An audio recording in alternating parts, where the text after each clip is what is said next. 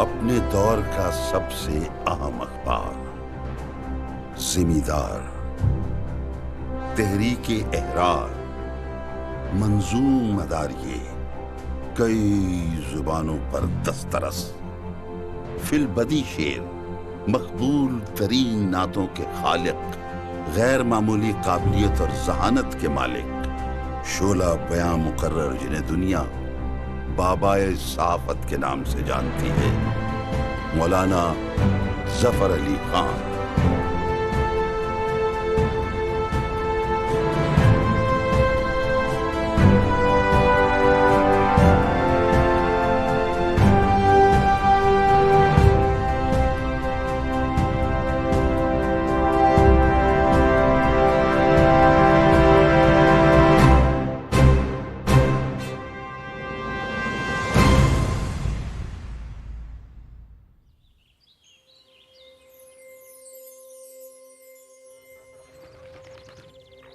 کیسے کیسے با کمال لوگ تھے جن سے ہماری تاریخ جگمگا رہی ہے، لیکن ہماری نسل ان کی عظمت اور کارناموں سے بہت کم آشنا ہے۔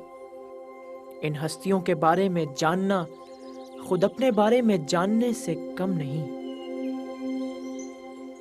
ہماری سیاسی اور صحافتی تاریخ کا ایک سنہرا باب، ایک گوہر نایاب، مولانا ظفر علی خان۔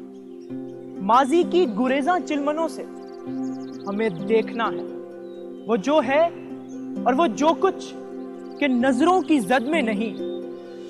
یہ ایک ایسے شخص کی داستان حیات ہے جو زندگی بھر برِ صغیر کے مسلمانوں کی آواز بنا رہا اور پرآشوب حالات میں بھی امید کی شمعیں جلاتا رہا، اور قوم کے دلوں کو یہ کہہ کر گرماتا رہا کہ دنیا میں ٹھکانے دو ہی تو ہیں، آزاد منش انسانوں کے، یا تخت جگہ آزادی کی یا تختہ مقام آزادی کا۔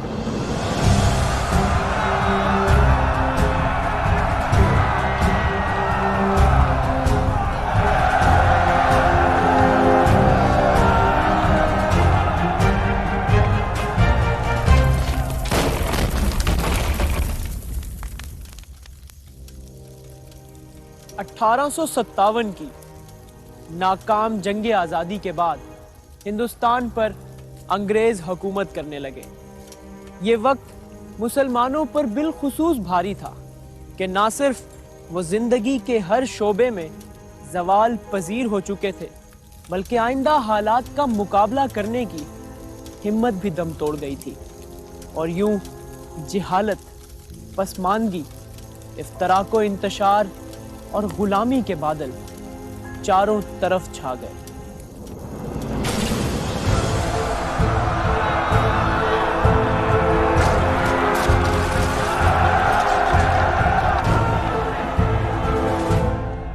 ایک انگریز نے آل انڈیا کانگریس کی بنیاد رکھی، جس میں ہندوؤں کی سیاسی تربیت کا سلسلہ شروع ہوا۔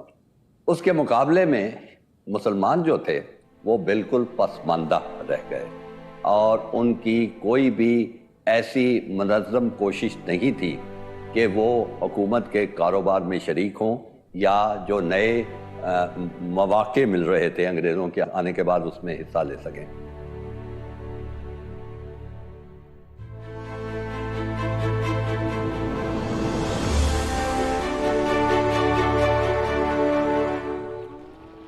بالآخر رحمت حق جوش میں آئی، اور اس صدی کی 7ویں دہائی میں 4 عظیم قومی رہنماؤں، قائد اعظم محمد علی جناح، ڈاکٹر علامہ محمد اقبال، حضرت موہانی اور مولانا ظفر علی خان نے ایک ایسی فضا میں آنکھ کھولی جہاں زمین سخت اور آسمان دور تھا۔ مولانا ظفر علی خان 1873 میں پنجاب کے اس چھوٹے سے گاؤں کوٹ مارتھ میں پیدا ہوئے، جو سیالکوٹ وزیر آباد ریلوے لائن پر سودرا سے متصل ہے۔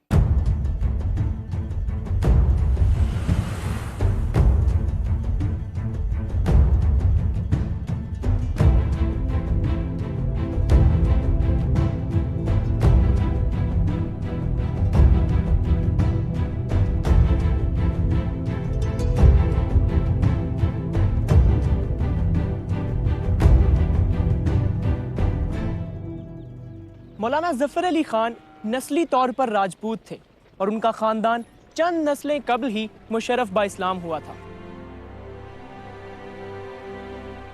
دادا کا نام کرم الہی تھا اور پھر اسی نام پر قصبہ کرم آباد کی بنیاد پڑی، جہاں مولانا نے اپنا بچپن اور اپنی زندگی کا ایک طویل عرصہ گزارا، اور آج اسی مٹی میں یہ عظیم شخصیت آسودہ خاک ہے۔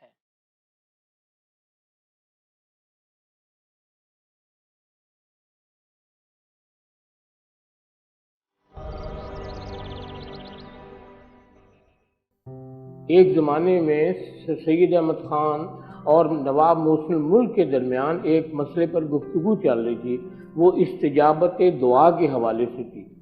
تو مولوی سراج الدین احمد نے ایک مضمون لکھا اس حوالے سے، وہ سر سید احمد خان نے تہذیب الاخلاق کے ایک شمارے میں بطور لیڈر کے شائع کیا تھا، اور یہی وجہ ہے کہ مولوی سراج الدین احمد نے آل انڈیا محمدن ایجوکیشنل کانفرنس کے کئی اجلاسوں میں شرکت کی۔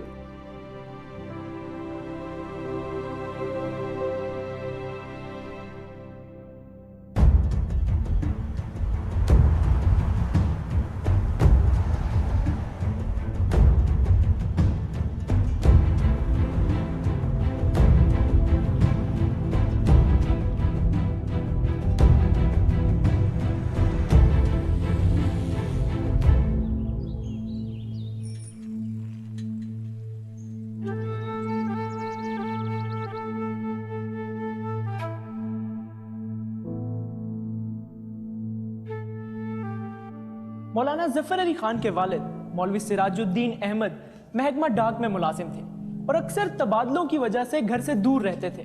چنانچہ ان کی ابتدائی تعلیم و تربیت ان کے دادا مولوی کرم الہی نے کی، مگر پھر انہیں اس مشن ہائی اسکول وزیر آباد میں داخل کروا دیا گیا۔ وہ کچھ عرصے تک علی گڑھ کے مدرسے میں بھی رہے، مگر پھر واپس آ کر مڈل اسی ہائی اسکول سے کیا اور میٹرک کا امتحان مہندر کالج پٹیالہ سے کیا، جسے اس زمانے میں انٹرنس کا امتحان کہتے تھے۔ علی گڑھ کے اقامتی مدرسۃ العلوم میں کالج کی کلاسیں 1877 میں شروع کر دی گئی تھیں۔ سر سید نے کالج کو اعلیٰ معیار پر لانے کے لیے یورپین اساتذہ کی خدمات حاصل کی اور باصلاحیت دیسی اساتذہ کا تقرر کیا۔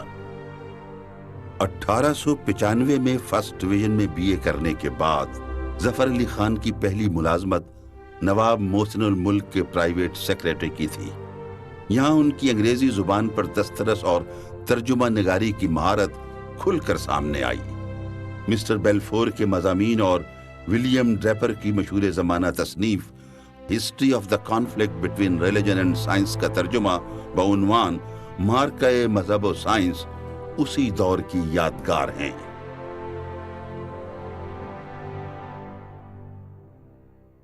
ظفر علی خان کے لیے ان کے استاد مولانا شبلی نے حیدرآباد دکن کے دربار میں ملازمت کے لیے جو تعارفی خط نواب محسن الملک کو لکھا، وہ دیکھ کر یہ اندازہ ہوتا ہے کہ نوجوان ظفر علی خان کس تیزی سے ترقی کی منزلیں طے کر رہے تھے۔ اس نوجوان میں بلا کی تیزی ہے۔ اس بدلتے ہوئے دور میں ایسے ذہین نوجوان کا ہونا اس امر کی دلیل ہے کہ مسلمانوں میں جوہر کی کمی نہیں، تربیت کی کمی ہے۔ ظفر علی خان نے علی گڑھ میں رہ کر جو کچھ حاصل کیا ہے، حیدرآباد اس سونے پر سہاگے کا کام دے سکتا ہے۔ باغبانی کا مولانا ظفر علی خان کو بھی بہت شوق تھا۔ یہ مجھے آج تک یاد ہے کہ مالی تو اور کرندے تو بڑے ابا کے ساتھ کام کرتے ضرور تھے، لیکن زیادہ تر وہ پودے وہ خود لگایا کرتے تھے۔ بلکہ اب بھی کرم آباد میں جو بڑا گھر ہے ہمارا، جس میں ہم لوگ رہتے ہیں، اس میں جو ایک آم کا پودا ہے، وہ مجھے آج تک یاد ہے کہ وہ بڑے ابا کے ہاتھ کا لگا ہوا پودا ہے۔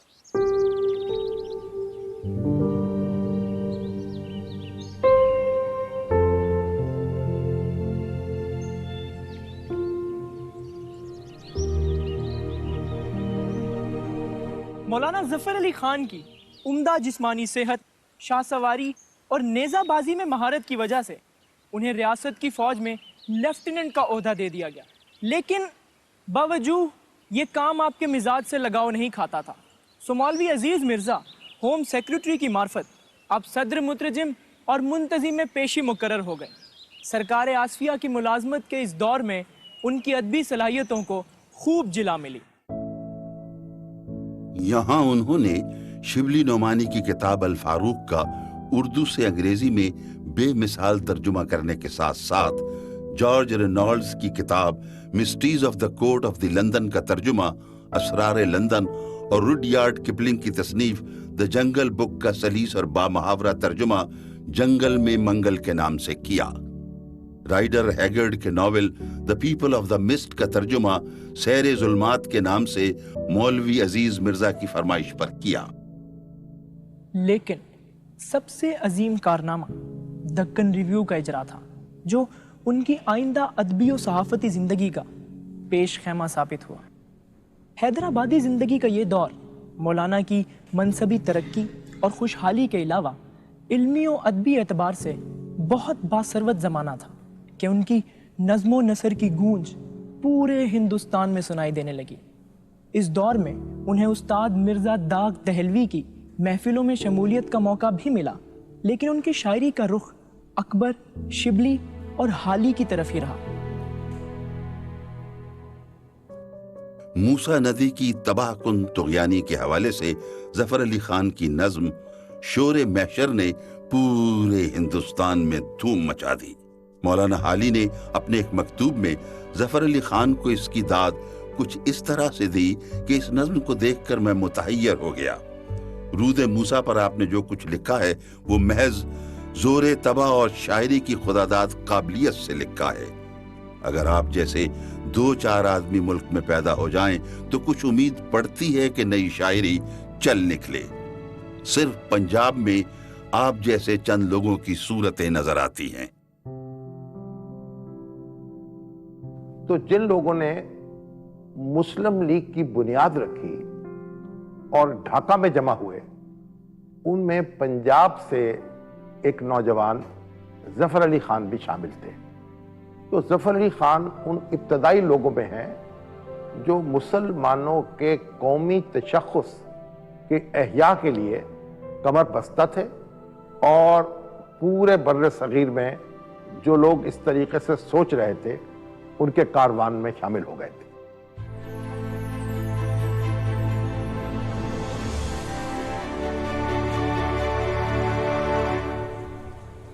कुछ दोस्तों और सरपरस्तों के इधर उधर हो जाने की वजह से मौलाना का दिल मुलाजमत से उचाट हो गया और वो अदन के एक सफ़र के बाद बम्बई में क़याम पजीर हो गए। ये वही दौर था जब ढाका में ऑल इंडिया मुस्लिम लीग की तासीस का तारीख साज वाक़या रूनुमा हो रहा था, और गालिबन वो इस कॉन्फ्रेंस के वाहिद मंदूब हैं जो आगे चलकर 34 बरस बाद 23 मार्च 1940 को करारदाद पाकिस्तान की मंजूरी के वक्त इसी जगह मौजूद थे।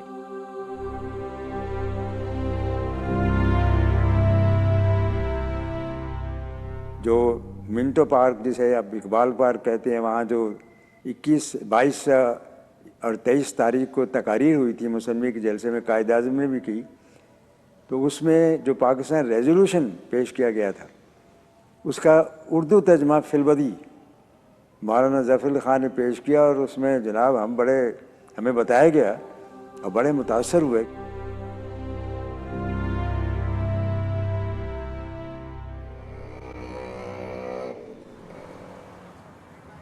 नौ अक्टूबर 1909 को मौलाना ज़फ़र अली ख़ान को अपने 3 साथियों समेत रियासत बदर होना पड़ा, लेकिन वली अहद मीर उस्मान अली की वजह से आपकी तनख्वाह और दीगर मराहत कायम रहीं और आप वापस करमाबाद चले गए। ये वो दौर था जब आपके वालिद मौलवी सिराजुद्दीन अहमद बिस्तरे मर पर थे। मौलाना ज़फ़र अली ख़ान को हफ्तावार जमींदार की इदारत संभालनी पड़ी, और यूं जमींदार ना सिर्फ जारी रहा बल्कि लाहौर की इसी इमारत से मजीद परवान चढ़ता रहा।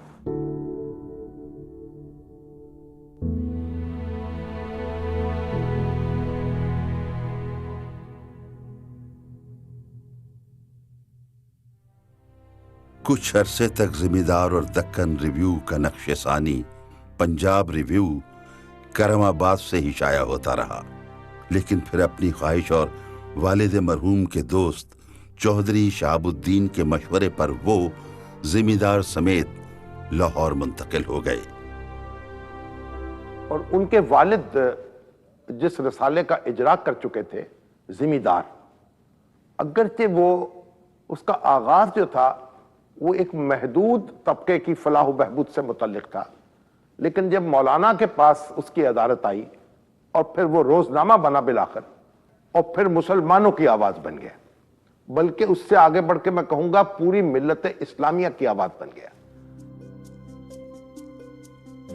16 अप्रैल 1911 के अदारिये में उन्होंने लिखा, इस वक्त तक जिमीदार को करमाबाद के गोशाए तन्हाई में बैठकर जो दुनिया जहान से अलग थलग है, हमने भली या बुरी तरह जैसे भी बन पड़ा चलाया।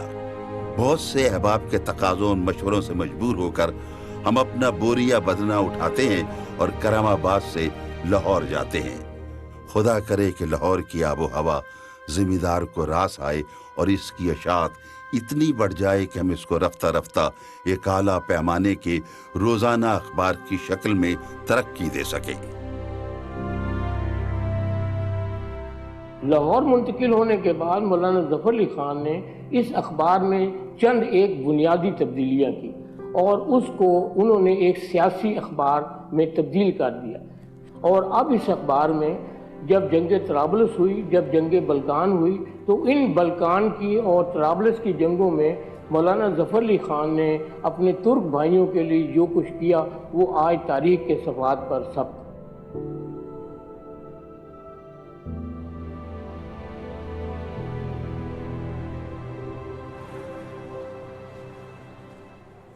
जमींदार, जो उस वक्त तक जमींदारों के मसाइल का तर्जुमान, एक ऐसा हफ्तावार था जिसकी तादाद अशात 600 या 700 से ज़्यादा न थी।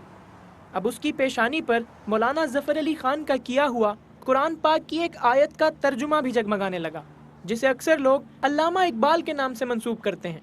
खुदा ने आज तक उस कौम की हालत नहीं बदली, ना हो जिसको ख्याल आप अपनी हालत के बदलने का। ज़िम्मेदार अखबार जब आता था तो हमारे भी बुज़ुर्ग बताते थे कि हम उसका इंतज़ार करते थे, लपक लपक के उस अखबार को लेके आते थे, पढ़ते थे और सबसे पहले खोल के अदारिया पढ़ते थे कि आज मौलाना ज़फ़र अली ख़ान ने किसको ललकारा है, किस तरह ललकारा है, क्या लफ्ज़ों की बंदिश है, क्या इस्तिलाहात हैं, क्या उनके जुमले हैं, क्या उनका तंज़ है, क्या उनका दबदबा है, और दबाव भी है और धमकी भी है।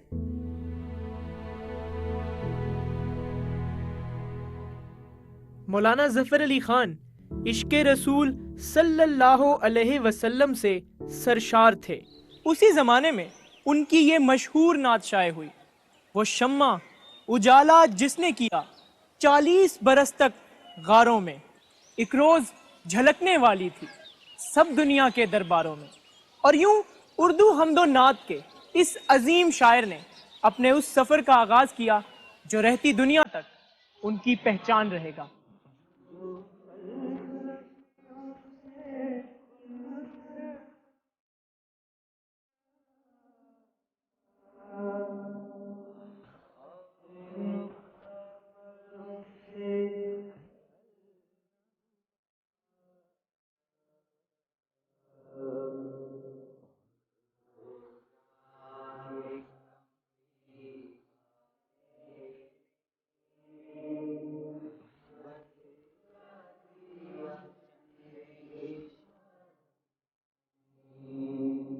होता है जिनमें नामे रसूल खुदा बुलंद, उन महफिलों का मुझको नुमाइंदा कर दिया और सरकारे दो जहां का बनाकर मुझे गुलाम, मेरा भी नाम ताबे अबद जिंदा कर दिया। हर एक जरा फिजा का दास्तां उसकी सुनाता है, हर एक झोंका हवा का के देता है पयाम उसका, किसी को तश्न लब रखता نہیں ہے لطف عام اس کا. مولانا ظفر علی خان ان چند مسلم رہنماؤں میں سے ہیں جنہوں نے نہ صرف اس تبدیلی کو سب سے پہلے محسوس کیا بلکہ اپنے قلم کے زور سے مسلمانوں کو اس منزل کا رستہ دکھایا جس کا نام پاکستان تھا، جس کا قیام رب دو جہاں کے پیغام کو عام کرنے کے لیے تھا، جس رحمت نے ہمیں اپنے سب سے محبوب نبی صلی اللہ علیہ وسلم کی امت میں پیدا فرمایا. دل جس سے زندہ ہے وہ تمنا تم ہی تو ہو. دل جس سے زندہ ہے وہ تمنا تم ہی تو ہو.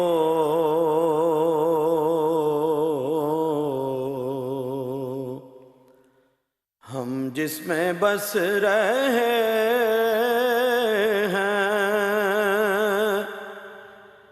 وہ دنیا تم ہی تو ہو.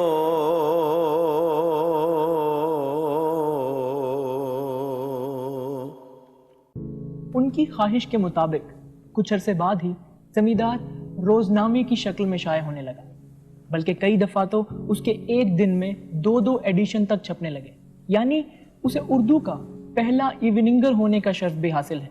سرکار مخالفت اور مولانا کے بے باک لہجے کی پاداش میں کئی دفعہ اس کی ضمانت ضبط ہوئی، لیکن عوام اور احباب کے بھرپور تعاون کی وجہ سے یہ ہر دفعہ نئی شان سے جلوہ گر ہوتا رہا. کہا جاتا ہے کہ اس کی مقبولیت کا یہ عالم تھا کہ ان پڑھ لوگ بھی اسے خریدتے اور دوسروں سے پڑھوا کے سنتے تھے، اور بعض اوقات پڑھنے والے کو اس کا معاوضہ تک ادا کرتے تھے.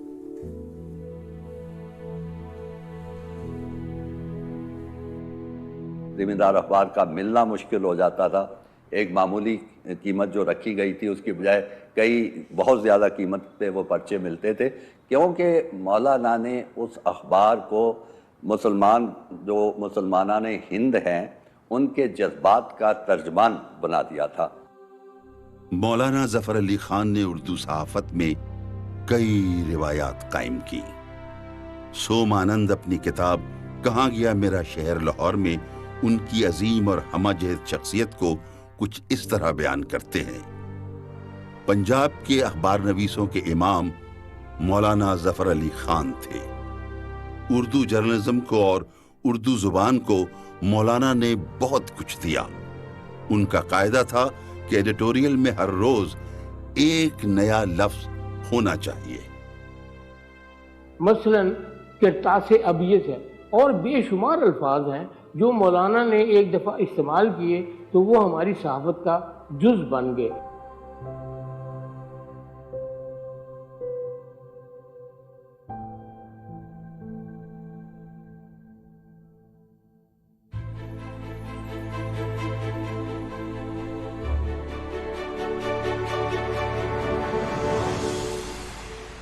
نظریہ حیات ہو یا خالق کائنات، دونوں حوالوں سے ہندو اور مسلمان دو الگ قومیں تھیں، اور اگر ان میں تہذیب، تاریخ یا ثقافت کے حوالے سے کچھ مشترک پہلو تھے بھی تو وہ انگریز حکومتوں کی شاطرانہ پالیسیوں اور آریہ اور برہمو سماج جیسی ہندوانہ تحریکوں کی نظر ہو کر ہمیشہ کے لیے ختم ہو چکے تھے، کیونکہ انتہا پسند ہندو شدھی اور سنگٹن جیسی تحریکوں کے ذریعے مسلمانوں کی زبان، شناخت اور نسلیں تک ختم کرنے پر تلے ہوئے تھے. ظفر علی خان نے ایک چومکھی لڑی ہے. وہ مسلمانوں کی تہذیبی اور ثقافتی شخصیت پر کسی بھی حملے کو برداشت نہیں کر سکتے تھے. اس لیے ان لوگوں کے خلاف بھی وہ دیوانہ وار لڑے جو ان کی مسلمانیت کو نشانہ بناتے تھے، اس پر حملہ آور ہوتے تھے، اور ان لوگوں کے خلاف بھی لڑے جو ان کی روح کو قید کرنا چاہتے تھے. اپنے سیاسی نظریات اور آدرشوں کے حصول کی جدوجہد کے لیے مولانا ظفر علی خان نے مختلف اوقات میں ملا جلا کر 13 برس کی قید بامشقت کاٹی.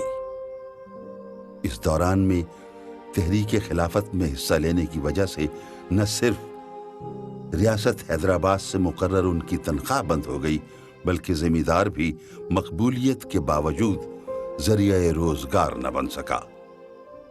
अंग्रेज सरकार ने उसे हमेशा किसी न किसी माली बहरान में मुब्तला रखा, लेकिन इन तमाम मसाइब के बावजूद न कभी मौलाना ने जुल्म के आगे सर झुकाया और ना ही मुनाफकत से काम लिया। बेबाक, सच्चे, खरे, जल्दी मौजूदा जो हालात हैं उनके ऊपर फौरन गिरफ्त, आज की बात आज ही कहनी है, ये नहीं है कि 4 दिन के बाद उनको ख्याल आना है, और कोई खौफ नहीं है। जो आदमी सच्चा होता है वो बिला खौफ लिखता है, और वो कमज़ोर स्याही से नहीं लिखता, वो बड़ी खुद एतमादी की स्याही से लिखता है। अंग्रेज से माफी मांगने के इल्जाम के जवाब में उनका ये बयान तारीख के सफ़ात में हमेशा जगमगाता रहेगा।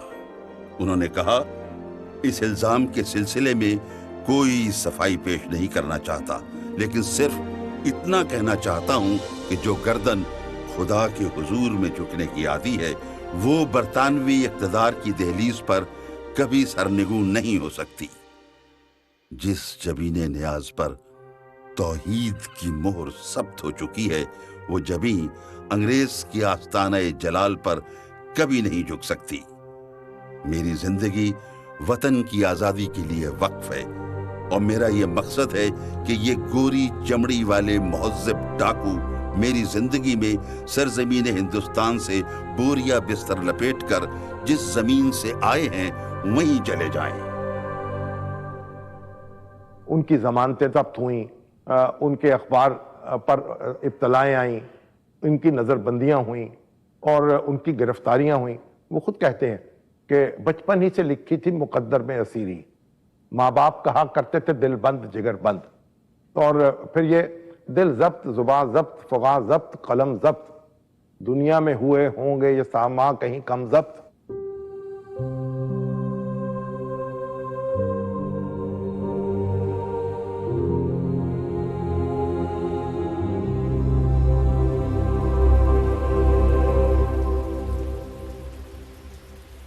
शोरिश काश्मीरी अपनी किताब ज़फ़र अली ख़ान में मौलाना की अय्याम असीरी के हवाले से लिखते हैं कि मौलाना को मुंटगुमरी सेंट्रल जेल भिजवा दिया गया, जहाँ की कई 4 दीवारियों में से एक 4 दीवारी आपके लिए तैयार की गई, और जो हौलनाक सन्नाटा यहाँ पड़ता था उसकी शरह नामुमकिन है।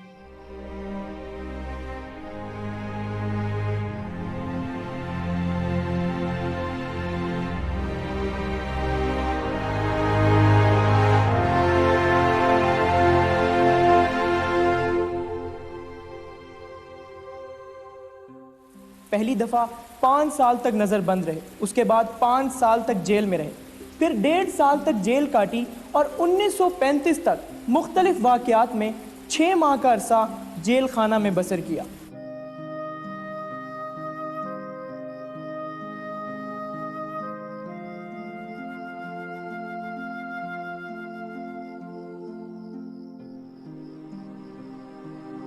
अपनी जिंदगी का छठा हिस्सा आपने कैदो बंद की नजर किया, गोया हफ्ते के 7 दिनों में से 1 दिन और 4 घंटे आप जेल में होते थे।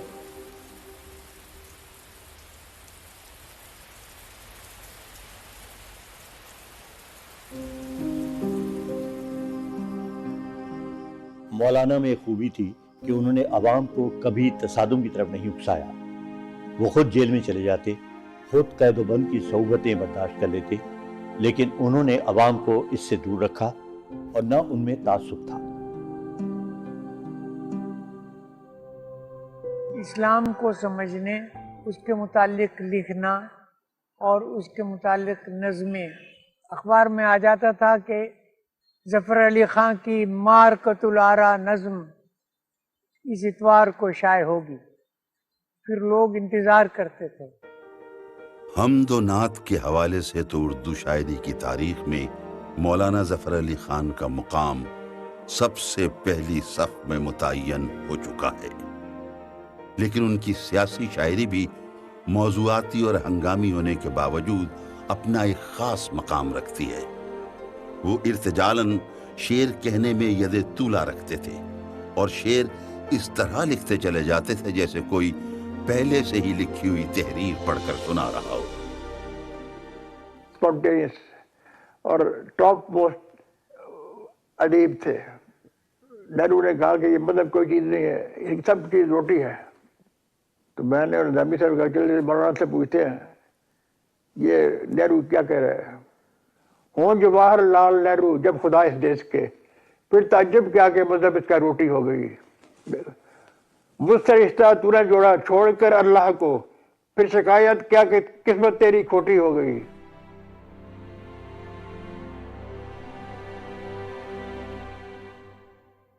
चिराग हसन हसरत उनकी इस बेमिसाल सलाहियत के बारे में लिखते हैं, शायद ही कोई नज्म हो जो उन्होंने घंटे 2 घंटे में कही हो।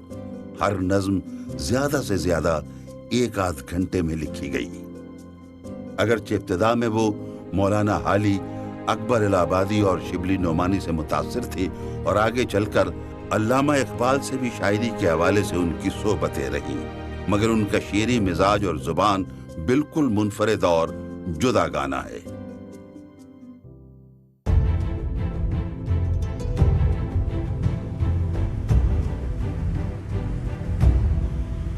आज से तकरीबन 100 साल पहले मुल्क के अंदर या उससे बाहर सफर किस कदर मुश्किल था, इसका शायद आज अंदाजा भी नहीं लगाया जा सकता। और सबसे ज्यादा मसाइल बैरून मुल्क सफर करने के थे। लेकिन इस सब के बावजूद मौलाना जफर अली खान ने अपनी पूरी जिंदगी में जिस कदर सफर किया, ये देखकर उनके आहनी आसाब और उनके जज्बे मिली पर रश्क आता है।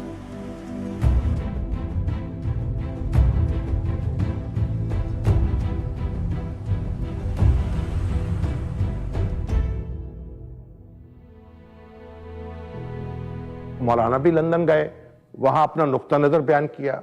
हाउस ऑफ कॉमन्स में भी उनके मुख्तलिफ जो अमायदीन हैं उनसे मिलते हुए भी, और जो सोसाइटी है बहसियत मजमूई, उसको ये पैगाम दिया कि भाई हमें आज़ादी चाहिए, हम आपकी महकूमियत जो है वो हमें मतलूब नहीं है। तो आज़ादी पसंद लोगों को हमारे आज़ादी के जज्बे की कदर करनी चाहिए।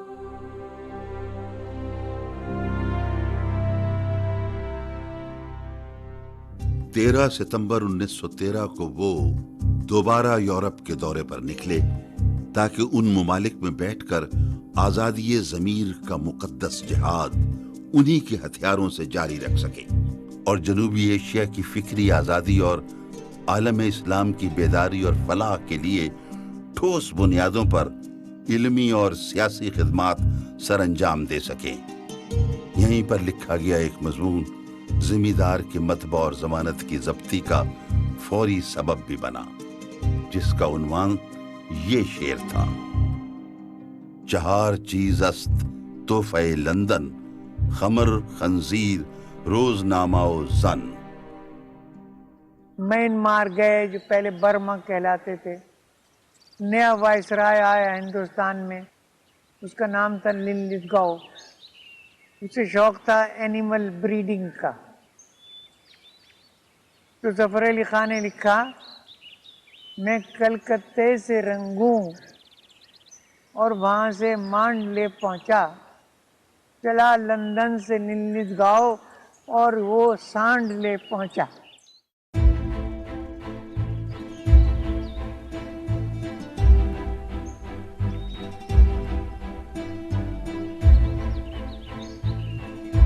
जहां तक अंदरूने मुल्क उनके असफार का ताल्लुक है तो उसका कोई शुमार ही मुमकिन नहीं, क्योंकि बाज़ औक़ात एक ही दिन में 3 मुख्तलिफ कस्बों में तकारीर करना पड़ती थी।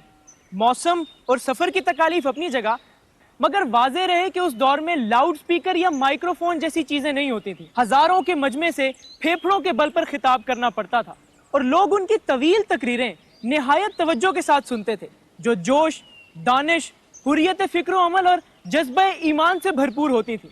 और सामईन के दिल की धड़कन उनकी आवाज के ज़ेरो बम के साथ ऊपर नीचे होती रहती थी। दरमियान में कोई एक स्टेज बना ली जाती थी छोटी सी, जिसके ऊपर खड़े होके वो तकरीर किया करते थे और वो चारों तरफ वो घूमते भी रहते थे ताकि पूरी पब्लिक जो है उनकी वो आवाज सुन सके।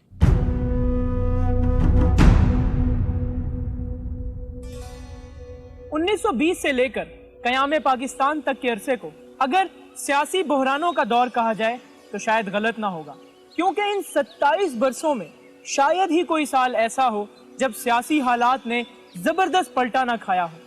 آج کے دوست اگلے دن کے دشمن بن کر سامنے آئے، اور چونکہ مولانا ظفر علی خان کو بطور صحافی ان تمام تبدیلیوں کو نہ صرف اپنے اخبار میں درج کرنا پڑتا تھا، بلکہ بطور ایک بڑے صحافی اور ایک بڑے سیاسی لیڈر ان پر مسلسل تبصرہ بھی کرنا پڑتا تھا، اور یوں بقول اقبال ان کی زندگی ایسی ہو گئی کہ اپنے بھی خفا مجھ سے ہیں، بیگانے بھی ناخوش۔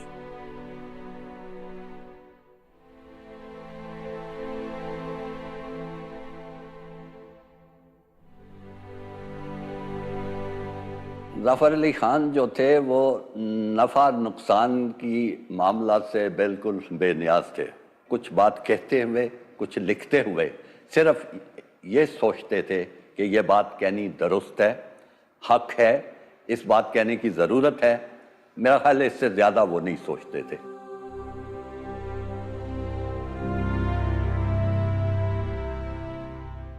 مولانا ظفر علی خان نے اس آخری دور میں 3 جہتوں سے بھرپور حصہ لیا۔ پہلے مرکزی اسمبلی کا رکن ہونے کے ناطے قائد اعظم کے رفیق کے طور پر، دوسرے مدیر زمیندار کی حیثیت سے کانگریس اور مہاسبھاتی اخباروں کا ترکی بترکی مقابلہ کر کے، اور تیسرے پبلک جلسوں اور کانفرنسوں میں شرکت کر کے عوام سے براہ راست خطاب کر کے۔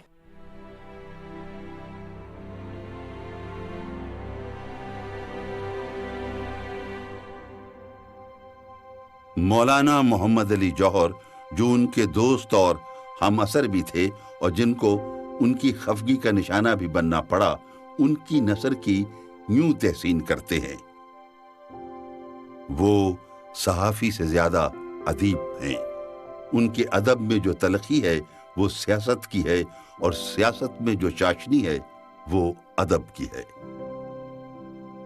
علامہ اقبال نے ان کی ادبی، صحافتی اور سیاسی خدمات کی داد کچھ اس طرح سے دی ہے کہ مصطفیٰ کمال کی تلوار نے ترکوں کو جگانے کے لیے جو کام کیا، ظفر علی خان کے قلم نے وہی کام ہندوستان کے مسلمانوں کو جھنجھوڑنے کے لیے کیا ہے۔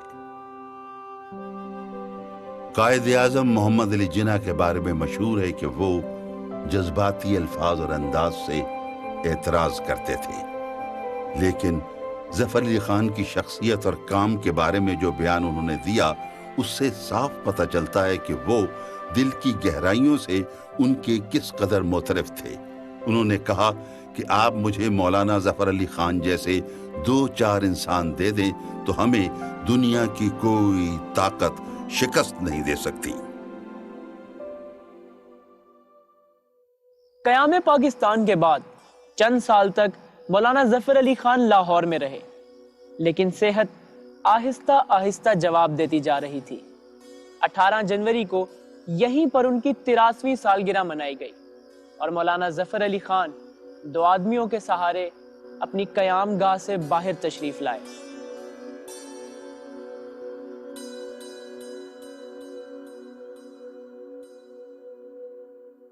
جس شخص کی 83ویں سالگرہ پر اس کی زندگی کے ہنگامہ خیز کارناموں پر ولولہ انگیز تقریریں ہو رہی تھی، وہ خود دنیا و مافیہا سے بے نیاز نہ جانے کس عالم میں محو خیال تھا۔ اس کی آنکھیں کھلی تھی اور ان میں موجود پتلیوں کی گردش یہ پتہ دیتی تھی کہ وہ کچھ دیکھ رہا ہے، لیکن کیا دیکھ رہا ہے یہ کوئی نہیں بتا سکتا۔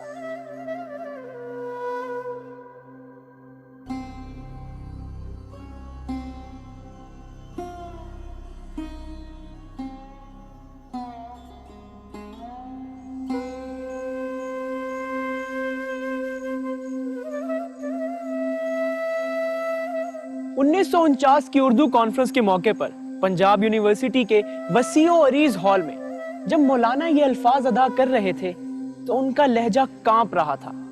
وہ کھڑے نہیں ہو سکتے تھے، مگر ان کے چند الفاظ نے حاضرین کو تڑپا کر رکھ دیا۔ ہمارا قافلہ منزل مقصود تک پہنچ چکا ہے، اس کے بعد तमन्नाए राह पैमाई तो है मगर कुव्वते राह पैमाई नहीं। कभी हम तमाशाई थे और दुनिया तमाशा, अब हम तमाशा हैं और दुनिया तमाशाई। जहां चढ़ते हुए सूरज की पूजा होती हो, वहां डूबते हुए आफताब को कौन पूछता है? और हम तो डूबते हुए सितारों की तरह दुनिया पर नजर डाल रहे हैं। बिलाखिर 27 नवंबर 1956 को 50 साला पुरशोर और हंगामा खेज जिंदगी और 10 बरस की अलालत के बाद ये आवाज हमेशा हमेशा के लिए खामोश हो गई, जिसकी बाज़गश्त में हमारी तारीख का एक पूरा दौर सांस लेता रहा है और जिसका नक्श रहती दुनिया तक उसके सफ़हात में कायम और रोशन रहेगा।